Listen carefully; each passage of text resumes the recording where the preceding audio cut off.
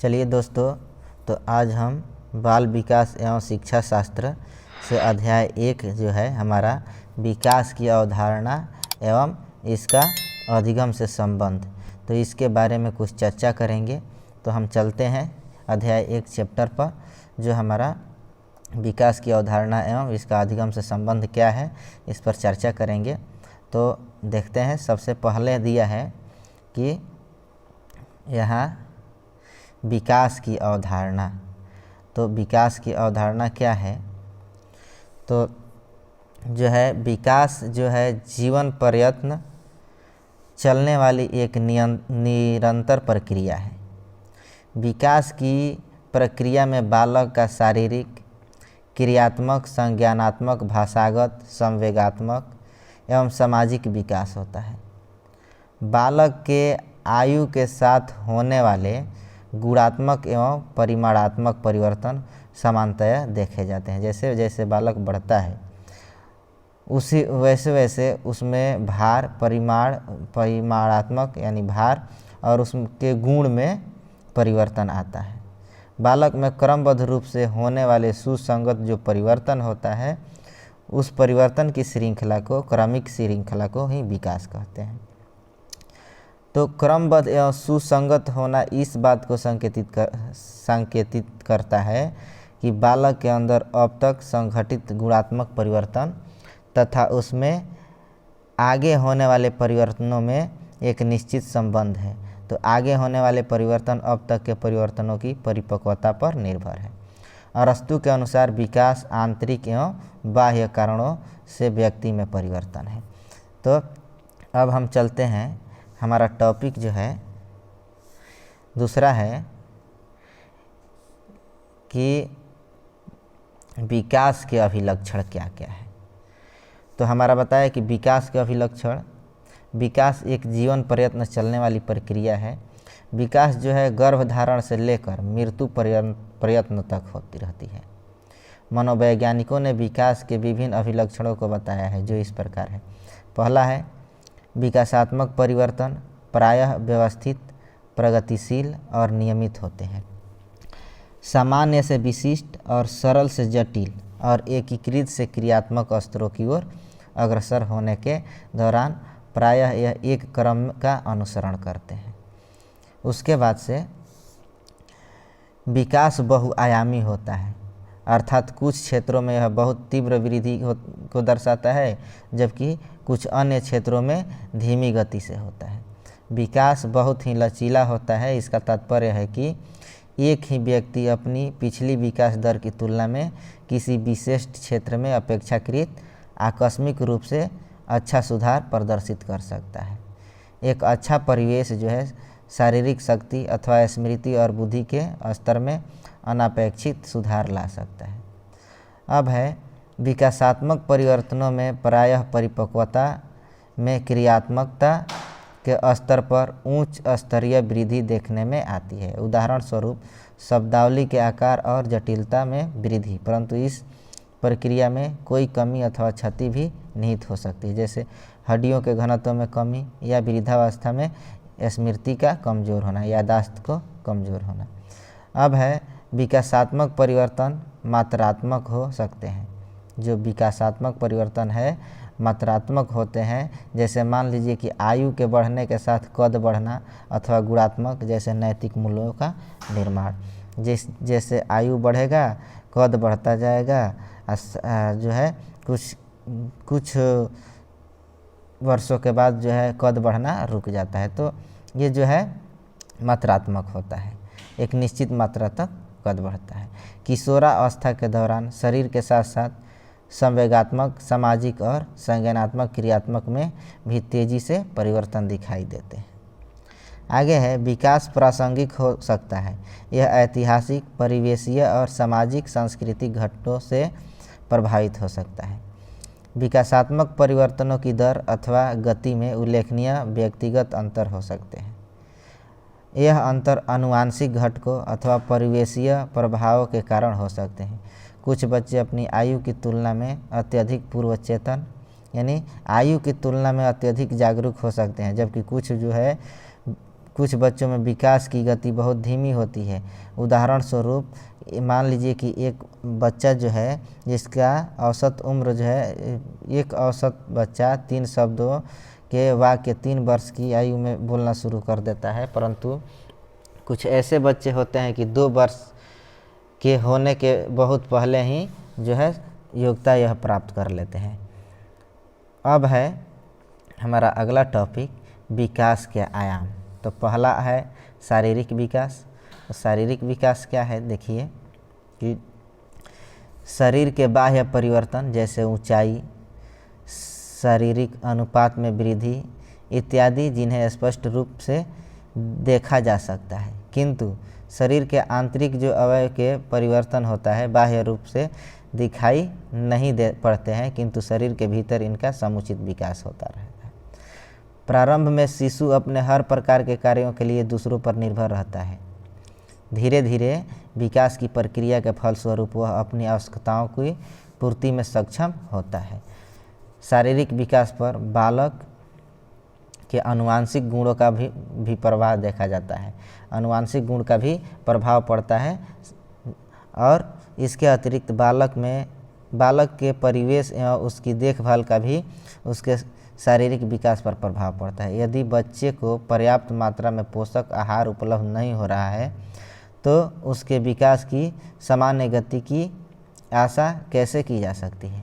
अब है बालक की वृद्धि एवं विकास के बारे में जो है शिक्षकों को पर्याप्त जानकारी इसलिए भी रखनी अनिवार्य है क्योंकि बच्चों की रुचियाँ, इच्छाएं, दृष्टिकोण एवं एक तरफ से उसका पूर्ण व्यवहार शारीरिक वृद्धि एवं विकास पर ही निर्भर करता है। अब है हमारा मानसिक विकास। तो संज्ञानात्मक या मानसिक विकास जो है, इससे हमें तात्पर्य कि बालक की उन सभी मानसिक योग्यताओं एवं क्षमताओं में वृद्धि और विकास से है जिनके परिणाम स्वरूप विभिन्न प्रकार की समस्याओं को सुलझाने में अपनी मानसिक शक्तियों का पर्याप्त उपयोग कर पाता है। जैसे मान लीजिए बच्चा है, कल्पना करना, स्मरण करना, विचार करना, निरीक्षण करना, समस्या समाधान करना, निर्णय लेना इत्यादि की योग्यता जो है ये संज्ञानात्मक विकास के फलस्वरूप ही विकसित होते हैं। अब है जन्म के समय बालक में इस प्रकार की योग्यता का अभाव होता है। धीरे धीरे जब आयु बढ़ने लगती है तो आयु के बढ़ने के साथ साथ उसमें मानसिक विकास की गति भी बढ़ती है। आगे है संज्ञानात्मक विकास के बारे में जो है शिक्षकों को पर्याप्त जानकारी इसलिए होनी चाहिए क्योंकि इसके अभाव में वह बालकों की इससे संबंधित समस्याओं का समाधान नहीं कर पाएंगे। अब है अगला सामवेगिक विकास। अगला हमारा टॉपिक है सामवेगिक विकास। तो इसमें कह रहा है संवेग। तो संवेग जिसे भाव भी कहा जाता है, इसका अर्थ होता है ऐसी अवस्था जो व्यक्ति के व्यवहार को प्रभावित करती है। जो है भय, क्रोध, घृणा, आश्चर्य, स्नेह, खुशी इत्यादि, ये जो है संवेग के उदाहरण हैं। तो बालक में आयु बढ़ने के साथ ही इन संवेगों का भी विकास होता है। संवेगात्मक विकास जो है मानव वृद्धि एवं विकास का एक महत्वपूर्ण पहलू है। बालक का संवेगात्मक व्यवहार उसकी शारीरिक वृद्धि एवं विकास को ही नहीं बल्कि बौद्धिक, सामाजिक एवं नैतिक विकास को भी प्रभावित करता है। बालक के संतुलित विकास में उसके संवेगात्मक विकास की अहम भूमिका होती है। देखिए, बालक के संवेगात्मक विकास पर पारिवारिक वातावरण भी बहुत प्रभाव डालता है।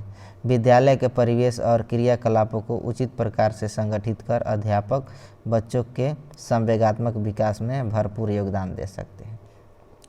अगला टॉपिक है हमारा क्रियात्मक विकास। तो क्रियात्मक विकास का अर्थ होता है व्यक्ति की कार्य करने की शक्तियों, क्षमताओं या योग्यताओं का विकास। क्रियात्मक शक्तियों, क्षमताओं या योग्यताओं का अर्थ होता है ऐसी शारीरिक गतिविधियां या क्रियाएं जिनको संपन्न करने के लिए मांसपेशियों एवं तंत्रिकाओं की गतिविधियों के संयोजन की आवश्यकता होती है। जैसे चलना, बैठना, है ना, लिखना, ये सब जो है शरीर की मांसपेशियों की गतिविधियां हैं। तो एक नवजात शिशु ऐसे कार्य करने में अक्षम होता है। शारीरिक वृद्धि एवं विकास के साथ ही उम्र बढ़ने के साथ उसमें इस तरह की योग्यताएं योग्यताओं का विकास होता है। इसके कारण बालक को आत्मविश्वास अर्जित करने में भी सहायता मिलती है। पर्याप्त क्रियात्मक विकास के अभाव में बालक में विभिन्न प्रकार के कौशलों के विकास में बाधा पहुंचती है। तो क्रियात्मक विकास के स्वरूप एवं उनकी प्रक्रिया का ज्ञान होना शिक्षकों के लिए आवश्यक है। अब है भाषाई विकास। तो यहाँ भाषा के विकास को एक प्रकार से संज्ञानात्मक या भावात्मक विकास माना जाता है। भाषा के जो विकास होता है उसको संज्ञानात्मक या भावात्मक विकास माना जाता है। भाषा के माध्यम से बालक अपने मन के भाव विचारों को एक दूसरे के सामने रखता है एवं दूसरे के भाव विचारों और भावनाओं को समझता है। तो भाषाई ज्ञान के अंतर्गत बोलकर विचारों को प्रकट करना, संकेत के माध्यम से अपनी बात रखना तथा लिखकर अपनी बातों को रखना इत्यादि सम्मिलित है। अब हमारा है कि बालक 6 माह से 1 वर्ष के बीच कुछ शब्दों को समझने और बोलने लगता है। 3 वर्ष की अवस्था में वह कुछ छोटे वाक्यों को बोलने लगता है। 15 से 16 वर्षों के बीच काफ़ी शब्दों की समझ विकसित हो जाती है। तो भाषाई विकास का क्रम एक क्रमिक विकास होता है। इसके माध्यम से कौशल में वृद्धि होती है। आगे है सामाजिक विकास। तो सामाजिक विकास का शाब्दिक अर्थ होता है समाज के अंतर्गत रहकर विभिन्न पहलुओं को सीखना। समाज के अंतर्गत ही चरित्र निर्माण, अच्छा व्यवहार तथा जीवन से संबंधित व्यवहारिक शिक्षा इत्यादि का विकास होता है। तो बालकों के विकास की प्रथम पाठशाला परिवार माना गया है। तत्पश्चात समाज को सामाजिक विकास के माध्यम से बालकों का जुड़ाव व्यापक हो जाता है। संबंधों के दायरे में वृद्धि अर्थात माता पिता एवं भाई बहन के अतिरिक्त दोस्त मित्र से जुड़ना। सामाजिक विकास के माध्यम से बालकों में सांस्कृतिक, धार्मिक तथा सामुदायिक विकास इत्यादि की भावनाएं उत्पन्न होती है। बालकों के मन में आत्मसम्मान, स्वाभिमान तथा विचारधारा का जन्म होता है। तो बालक समाज के माध्यम से ही अपने आदर्श व्यक्तियों का चयन करता है तथा कुछ बनने की प्रेरणा उनसे लेता है। अब है वृद्धि। तो वृद्धि का अर्थ होता है बालकों की शारीरिक संरचना का विकास, जिसके अंतर्गत लंबाई, भार, मोटाई तथा अन्य अंगों का विकास आता है। वृद्धि की प्रक्रिया आंतरिक एवं बाह्य दोनों रूपों में होती है। यह एक निश्चित आयु तक होती है तथा भौतिक पहलू में ही संभव है। वृद्धि पर आनुवांशिकता का सकारात्मक एवं नकारात्मक दोनों प्रभाव पड़ता है। अब है कि वृद्धि और विकास में अंतर क्या है। तो परिमाणात्मक के अनुसार जो है वृद्धि है, तो वृद्धि शब्द का प्रयोग परिमाणात्मक परिवर्तनों जैसे बच्चे के बड़े होने के साथ उसके आकार, लंबाई, ऊंचाई इत्यादि के लिए होता है। और विकास जो है, विकास शब्द का प्रयोग परिमाणात्मक परिवर्तनों के साथ साथ व्यवहारिक परिवर्तन जैसे कार्य कुशलता, कार्य क्षमता, व्यवहार में सुधार इत्यादि के लिए होता है। अब क्षेत्र है कि वृद्धि विकास की प्रक्रिया का एक चरण होता है, इसका क्षेत्र सीमित होता है, लेकिन विकास जो है अपने आप में एक विस्तृत अर्थ रखता है। वृद्धि जो है इसका एक भाग है। अब परिपक्वता जो है, वृद्धि की क्रिया आजीवन नहीं चलती है, बालक के परिपक्व हो जाने के साथ ही रुक जाती है। विकास एक सतत प्रक्रिया है, बालक के परिपक्व हो जाने के बाद भी चलती रहती है। अब है कि विकास बालक की शारीरिक वृद्धि हो रही है, इसका अर्थ यह नहीं हो सकता कि उसमें विकास भी हो रहा है, अतः यह भौतिक विकास को दर्शाता है। अब विकास में देखते हैं कि बालक में विकास के लिए भी वृद्धि आवश्यक नहीं है, अतः यह गुणात्मक विकास को दर्शाता है। अब है वृद्धि तथा विकास को प्रभावित करने वाला कारक। वृद्धि तथा विकास को प्रभावित करने वाला कारक क्या क्या है। तो सबसे पहले है पोषण। यह वृद्धि तथा विकास का महत्वपूर्ण घटक होता है। बालक को विकास के लिए उचित मात्रा में प्रोटीन, वसा, कार्बोहाइड्रेट, खनिज, लवण इत्यादि की आवश्यकता होती है। तो हमारे खान पान में उपयुक्त पोषण तत्वों की कमी होगी तो वृद्धि एवं विकास प्रभावित होगा। ठीक है। अब है वृद्धि। तो यह विकास के अन्य कारकों में सबसे महत्वपूर्ण कारक होता है। बौद्धिक विकास जितना उच्चतर होगा हमारे अंदर समझदारी, नैतिकता, भावनात्मकता, तर्कशीलता इत्यादि का विकास उतना ही उत्तम होगा। अब है वंशानुगत।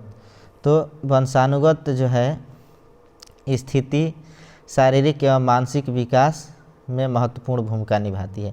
माता पिता के गुण एवं अवगुण का प्रभाव बच्चों पर स्पष्ट रूप से देखने लगता है। अब है लिंग। सामान्यतया लड़के एवं लड़कियों में विकास के क्रम में विविधता देखी जाती है। किसी अवस्था में विकास की गति लड़कियों में तीव्र होती है तो किसी अवस्था में लड़कों में। अब है वायु एवं प्रकाश। तो शरीर को स्वस्थ रखने के लिए स्वच्छ वायु की आवश्यकता होती है। अगर वायु स्वच्छ न मिले तो बालक बीमार हो जाता है एवं इसके अभाव में कार्य करने की क्षमता प्रभावित हो जाती है। ठीक है, शारीरिक विकास के लिए सूर्य के प्रकाश की महत्वपूर्ण भूमिका होती है, क्योंकि सूर्य के प्रकाश में विटामिन डी की प्राप्ति होती है जो विकास के लिए अपरिहार्य है। अब है अंतःस्रावी ग्रंथियाँ। अब है अंतःस्रावी ग्रंथियों से निकलने वाला हार्मोन बालक एवं बालिकाओं के शारीरिक विकास को प्रभावित करता है। अब है शारीरिक क्रिया। जीवन को स्वस्थ रखने के लिए व्यायाम बहुत जरूरी है। यह मानव की आयु बढ़ाता है एवं शक्ति को सक्रिय बनाए रखता है। यह व्यक्ति की रोग प्रतिरोधक शक्ति बढ़ाता है। अब है वृद्धि की अवस्थाएं क्या क्या है। तो मनोवैज्ञानिकों के अनुसार वृद्धि की अवस्थाएं सबसे पहला है शैशव काल। इसमें जन्म से 2 वर्ष तक बच्चों का शारीरिक एवं मानसिक विकास तेजी से होता है। बालक इस अवस्था में पूर्ण रूप से माता पिता पर आश्रित रहता है। इस अवस्था में संवेगात्मक विकास भी होता है तथा इस अवस्था में सीखने की क्षमता की गति तीव्र होती है। जब नवजात शिशु शैशव काल की ओर अग्रसर होता है तो उसके अंदर प्यार व स्नेह की आवश्यकता बढ़ने लगती है। दूसरा है बाल्यकाल। तो बाल्यकाल जो है 2 भागों में विभाजित है। एक पूर्व बाल्यकाल है, एक उत्तर बाल्यकाल। तो पूर्व बाल्यकाल 2 वर्ष से 6 वर्ष की अवस्था तक रहती है। बालकों का बाहरी जुड़ाव होने लगता है। बच्चों में नकल करने की, अनुकरण करने या दोहराने की प्रवृत्ति पाई जाती है। अब है समाजीकरण एवं जिज्ञासा दोनों में वृद्धि होती है। मनोवैज्ञानिक दृष्टि से यह काल भाषा सीखने की सर्वोत्तम अवस्था है। और उसके बाद से उत्तर बाल्यकाल हमारा जो है 6 वर्ष से 12 वर्ष तक की अवस्था है। इस अवस्था में बच्चों में बौद्धिक, नैतिक, सामाजिक, तर्कशीलता इत्यादि का व्यापक विकास होता है। पढ़ने की रुचि में वृद्धि के साथ साथ स्मरण क्षमता का भी विकास होता है। बच्चों में समूह भावना का विकास होता है, अर्थात समूह में खेलना, समूह में रहना, समलैंगिक व्यक्ति को ही मित्र बनाना इत्यादि। जीवन में अनुशासन तथा नियमों की महत्ता समझ में आने लगती है। खोजी दृष्टिकोण एवं घूमने की प्रवृत्ति का विकास होता है। अब है हमारा किशोरावस्था। तो 12 वर्ष से 18 वर्ष के बीच की अवस्था अत्यंत जटिल अवस्था तथा साथ ही व्यक्ति के शारीरिक संरचना में परिवर्तन देखने को मिलता है। यह वह समय होता है जिसमें बालक बाल्यावस्था से परिपक्वता की ओर उन्मुख होता है। इस अवस्था में किशोरों की लंबाई एवं भार दोनों में वृद्धि होती है, साथ ही मांसपेशियों में भी वृद्धि होती है। अब है 12 से 14 वर्ष की आयु के बीच लड़कों की अपेक्षा लड़कियों की लंबाई एवं मांसपेशियों में तेज़ी से वृद्धि होती है एवं 14 से 18 वर्ष की आयु के बीच लड़कियों की अपेक्षा लड़कों की लंबाई एवं मांसपेशियों में तेज़ी से वृद्धि होती है, बढ़ती है। तो इस काल में प्रजनन अंग विकसित होने लगते हैं एवं उनकी काम की मूल प्रवृत्ति जागृत होती है। इस अवस्था में किशोर दुश्चिंता एवं स्वयं से संबंधित सरोकार मतलब का भाव रखते हैं। मैं कौन हूँ, मैं क्या हूँ, मैं भी कुछ हूँ जैसी प्रबल भावनाओं का विकास इस अवस्था में होने लगता है। इस अवस्था में किशोर किशोरियों की बुद्धि का पूर्ण विकास हो जाता है। उनकी ध्यान केंद्रित करने की क्षमता बढ़ जाती है, स्मरण शक्ति बढ़ जाती है एवं उनमें स्थायित्व आने लगता है। इस अवस्था में मित्र बनाने की प्रवृत्ति तीव्र होती है एवं सामाजिक संबंधों में वृद्धि होती है। इस अवस्था में नशा या अपराध की ओर उन्मुख होने की अधिक संभावना होती है। किशोरावस्था के शारीरिक बदलावों का प्रभाव किशोर जीवन के सामाजिक और मनोवैज्ञानिक पहलुओं पर पड़ता है। अतः इस अवस्था में उन्हें शिक्षकों, मित्रों एवं अभिभावकों के सही मार्गदर्शन एवं सलाह की आवश्यकता पड़ती है। अब है 4 नंबर हमारा युवा यानी प्रौढ़ावस्था।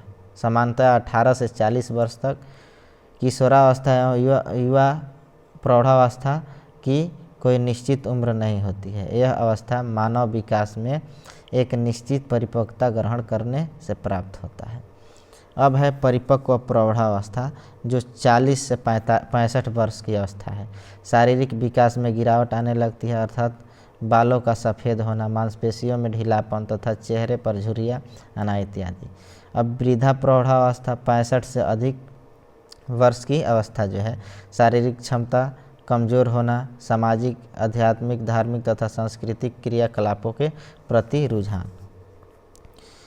अब है अधिगम। तो अधिगम का अर्थ होता है सीखना। अधिगम एक प्रक्रिया है जो जीवन प्रयत्न चलती रहती है एवं जिसके द्वारा हम कुछ ज्ञान अर्जित करते हैं या जिसके द्वारा हमारे व्यवहार में परिवर्तन होता है। जन्म के तुरंत बाद से ही बालक सीखना प्रारंभ कर देता है। अधिगम व्यक्तित्व के सर्वांगीण विकास में सहायक होते हैं। इसके द्वारा जीवन के लक्ष्यों को प्राप्त करने में सहायता मिलती है। अधिगम के बाद व्यक्ति स्वयं और दुनिया को समझने के योग्य होता है।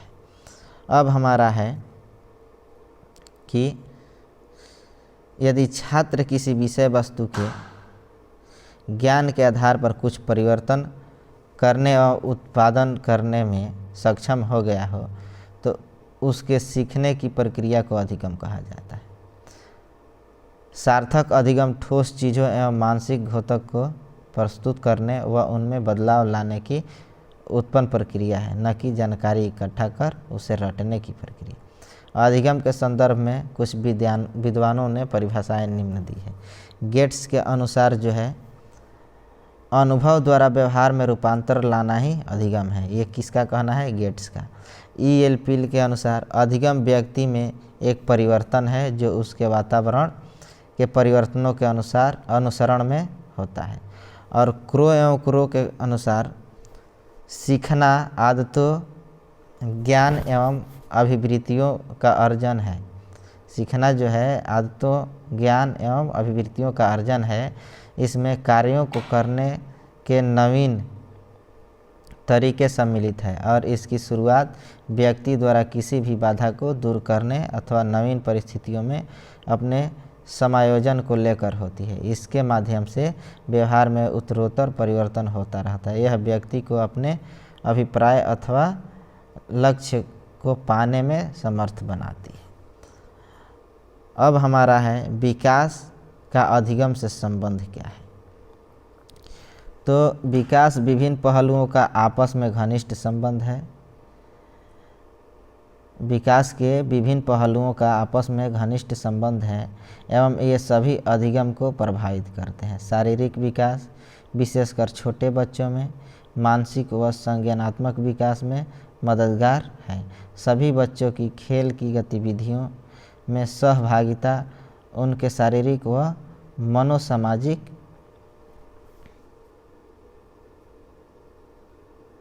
विकास के लिए आवश्यक है। मानसिक और भाषाई विकास, सामाजिक विकास एवं अधिगम को प्रत्यक्ष रूप से प्रभावित करते हैं। बालकों का विकास एवं अधिगम एक निरंतर प्रक्रिया है जिसके साथ बालकों में उन सिद्धांतों का भी विकास होता है जो बच्चे प्राकृतिक व सामाजिक दुनिया के बारे में बनाते हैं। इसमें दूसरों के साथ अपने रिश्ते के संबंध के विभिन्न सिद्धांत भी शामिल है जिसके आधार पर उन्हें यह पता चलता है कि चीज़ें जैसी है वैसी क्यों है, कारण और कारक के बीच क्या मतलब है और कार्य व निर्णय लेने के क्या आधार है। तो इस तरह से हमारा जो है यह चैप्टर जो है विकास की अवधारणा और इसका अधिगम जो है समाप्त हुआ। अब फिर हम अगले वीडियो में लेकर आएंगे अध्याय दो जो है जो भी होगा अध्याय 2 में, और उसको फिर से हम बताएंगे। ठीक है, धन्यवाद।